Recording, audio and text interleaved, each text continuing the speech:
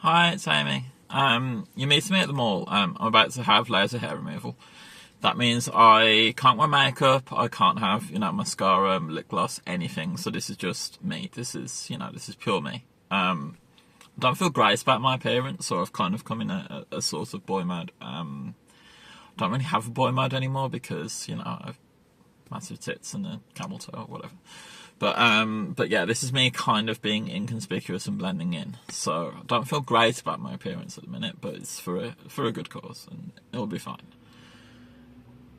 Does lead me on to what I want to talk about this morning, which is coming out. It's one of the big topics. I'll be honest, it was only yesterday that I remembered this was a thing. That sounds really weird. For 30 years of my life, it filled every waking moment. It was all I could think about. It was the most important thing in my life was, oh shit, what will happen if such and such people find out I'm transgender? In the 2 years since then, since coming out, things have become so normalised that I don't even think about it anymore. I'm just out to the world. This is just me. No. I don't care who knows. Anyone who meets me will immediately know, and it's fine. To say that and to say I live on Turf Island in Britain, that's a big deal. Nothing bad has happened as of yet, and so when it does happen, I'll know it's just a one-off. I can almost brush it off, even if it's something horrible. But yeah. So, coming out, how did it go? What happened? So, I've reached the age of 18, and I'm confident I'm transgender at this point. I'm calling myself a girl. I transition at uni. I am there as Amy. That's just me. I'm out there. Nobody notices because I passed very well when I was that age. I was naturally pretty. It was very. I'm sorry, I'm not like that anymore. But that was how things were. People sort of didn't notice. I didn't come out to my family at this point. I'm only out at uni. When I came back from uni, I detransitioned in a way. I threw away all my clothes. Things went badly. I reached the age of 20 and there was a death in the family. At this point, I'd been writing letters every night to my parents to try and come out. Desperately try and come out. I didn't know how it would go down. I thought I would be kicked out on the street. That's generally the path for trans people. Yeah, it fucks up the family dynamic and whatever. That's what I was expecting. That never happened. Yeah, just lost my phone. I'm fine. Still here. Hi. Yeah, we'll maybe edit that out later, or probably not. Who fucking cares? But yeah. So I end up coming out in an email. The email was badly structured, and my parents thought it was a suicide note. Now that hurt. To think they would think that of me hurt. In the same way, though, when they found out that I thought they would kick me out of my house, that hurt them in the same way. It was a mutual hurting. We'd hurt each other. I have this thing about me where I've always lived life in the kind of Francis way from Malcolm in the Middle. I take opportunities when they appear. I don't go out and grab things myself. I've always done things because they've come to me, and that's even as far as surgery. The only reason I had surgery was because my beautician suggested I go for it. That was the impetus to push me on. Without that, I never would have gone for the consultation. That sounds stupid. But yeah, because of this, I went 10 years without bringing it back up again. Expecting my parents or my sister to. They never did. It never came up. It never resurfaced. So it's not that I went back into the closet. It's just that I never really came out of it at all. And so I found myself at the age of 30 needing to come out all over again and say, look, this wasn't a phase. It's still here. So at 30 I started HRT. I did it behind everyone's back. Took it for about a year. I'm pretty certain at this point that I'm transgender. Everything's fine, Everything's as it should be at this point. Now, sorry, this car park's getting a bit busy, but I'm just going to ignore them. It's fine. At this point, I'm in a stable job. I've been working for 10 years. I'm in retail, but it's a good job and things are going well. One day I have a breakdown in the middle of the shop, and it's the kind of breakdown that would get me fired. I can't be like that in the middle of work. I can't. That can't happen. And I'm not saying I used it as an excuse, but I did. I came out as transgender as a way of keeping my job, because otherwise I was going to lose everything. I told a few managers, I told HR, I told them why I'd had this breakdown, I told them what it was all about, I told them that this will happen from time to time. They were fine with it. Eventually I got bored, I needed to come out to everybody, I needed to move on with my life. And so I started to come out to the gossips. These were still managers, these were still people above me with power. But I knew that if I told them, that word would get around the store. And so, without coming out myself as such, I made them come out for me. And that was a shitty thing to do, but it's worked in my favour, because work outed me. Managers outed me. I didn't do it myself. I didn't necessarily choose to do it, even though I had in the background. So my way of coming out was to just tell people that I knew would spread the word for me, and it worked. Shortly afterwards, I was made redundant. I was the only one of my team that was made redundant. Everyone else slotted into positions. I ended up moving downwards, having to take a demotion. Now, that would have been fine, except that the independent woman who took my consultation for redundancy took my job. It's fucked up, but that means I have this this favour, this work owe me big time. And if shit hit the fan, I will take this to court. I will take this to tribunal. This is... And while, I shouldn't use it in that way, I'm going to. That's my path for life. So, I'm out to work, and things go well. Everyone's fine with it. Some people are ecstatic about it. They're quite excited about it. It didn't go down how I thought it would go down. Everyone was sort of, on the outside, everyone was fine. A year later, I started to realise that people weren't really okay with it. There's a lot of problems, there's a lot of issues. They don't like me using their bathrooms and whatever, They're not really happy with me being transgender, but they keep it inside, and that's the point. They can have their opinions, they can have their thoughts and whatever, as long as they don't share it with me. If they share it with me, what I tell them is, you don't get to have an opinion on my life, my medication, my health. That's not the sort of thing you can debate. You don't debate somebody's life and their livelihood. And it shakes them up a bit, but they're fine. This going down well, I have, several other groups to come out to. I'll come out to my parents, and they're upset that I thought they'd have a problem with it. My sister's devastated, obviously, because she realises all the things she's said in the past that were hurtful to my transition. But it's sort of fine, it's sort of okay. I tell them I've booked surgery at this point. They can't really do anything about it. It's so soon, and I'm so set on it, and they're fine with it.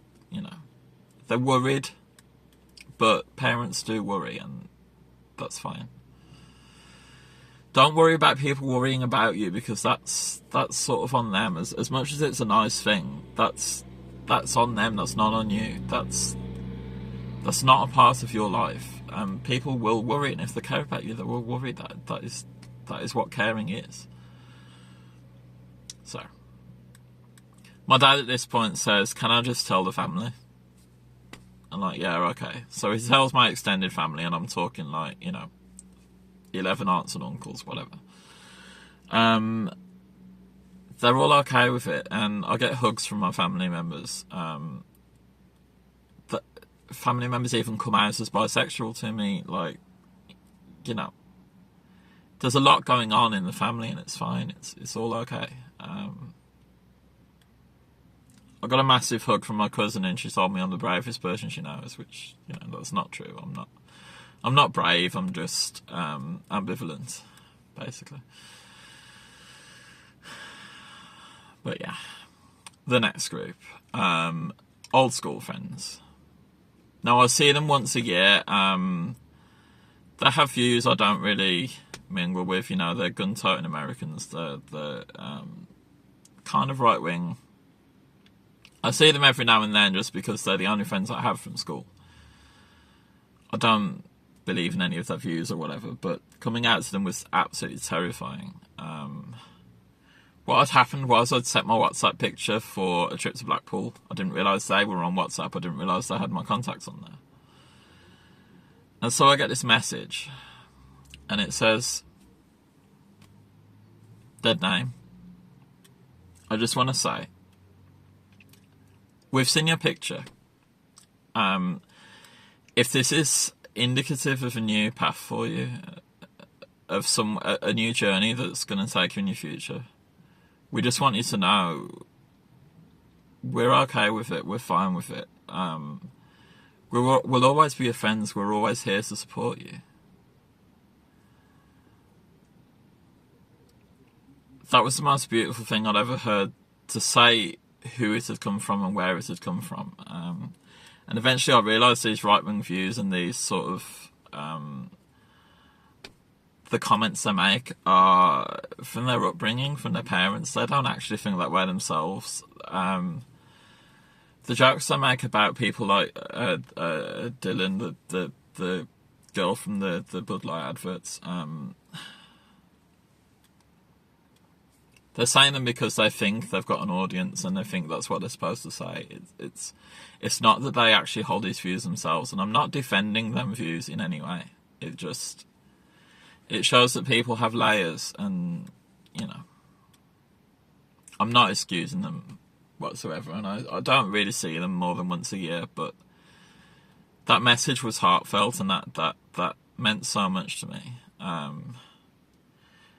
That then meant I was able to come out on Facebook. I was able to just go on Facebook and tell everybody.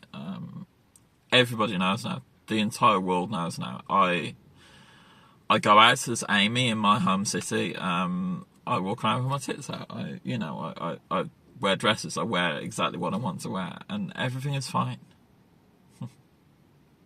Now, it's only recently I've started using female toilets and the ladies and whatever, because people are fucking weird about it. I don't feel safe when I go in there, but I also don't feel safe in the men's, of course, because I'm not a man, and look, I have a fucking vagina. I am not safe in a men's toilet. I'm not using a men's toilet. And also logistics, like, I'm not exactly going to squat over a urinal, am I?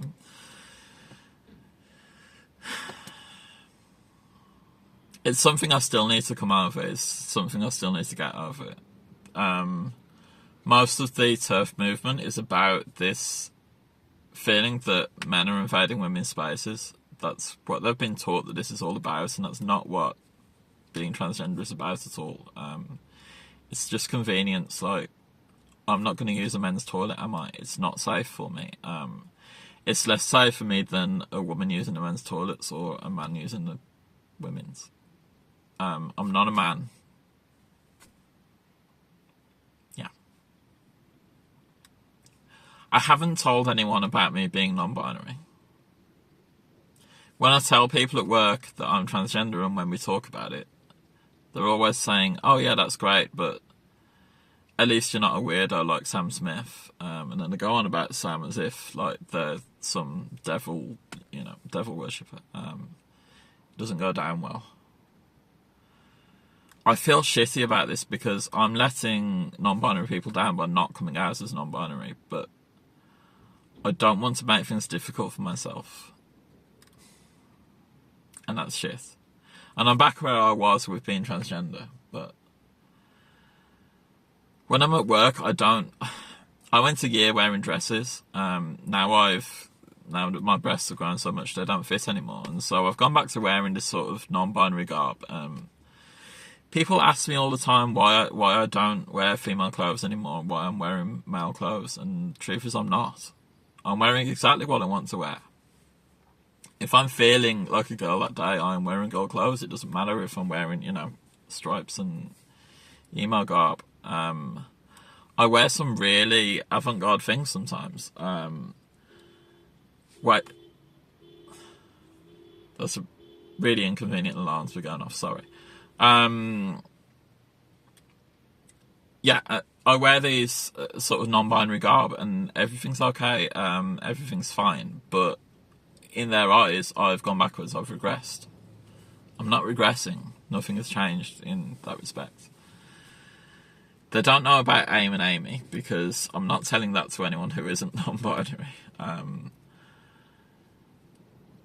They're also very weird about otherkin and furries and Furians and anything with that regard. And they're always telling me, oh, what if I identify as a cat? What if I identify as a table? Whatever. These are the normal transphobic arguments that you get in a workplace. I feel bad for not defending people about that, but I've been through enough. As shit as that sounds. Like, I'm sorry, but someone else is going to have to take them battles on. And that's shitty because AIM is this non-human entity that comes about and doesn't really want to participate in society as people have created it. I do see her as sort of Furian in a way. But yeah. Not my battle. I've done enough battles. I've told enough people. I'm out to the world. I'm going out as Amy, even when I have to have my face like this and I feel shit about it. So, yeah, you're going to have to excuse me that one. So, my message for anyone who's worried about coming out is, I would say just do it. I don't know your personal circumstances. It can be life destroying, it can be career destroying, it can be family destroying, it can break up a relationship. I just want you to know that it doesn't have to be that way. My experience has been almost purely positive, despite all these transphobes and despite all the negatives. I have had a positive experience. I am in a really good place. I wouldn't change this for the world. I just want you to know everything is okay for now. This has gone well. I'm Amy. Thank you so much for listening. Thank you for taking everything on board. I love you. I love me. You're awesome. I'm awesome. Thank you. Now I'm going to go and get my face burnt off with freaking laser beams. Peace.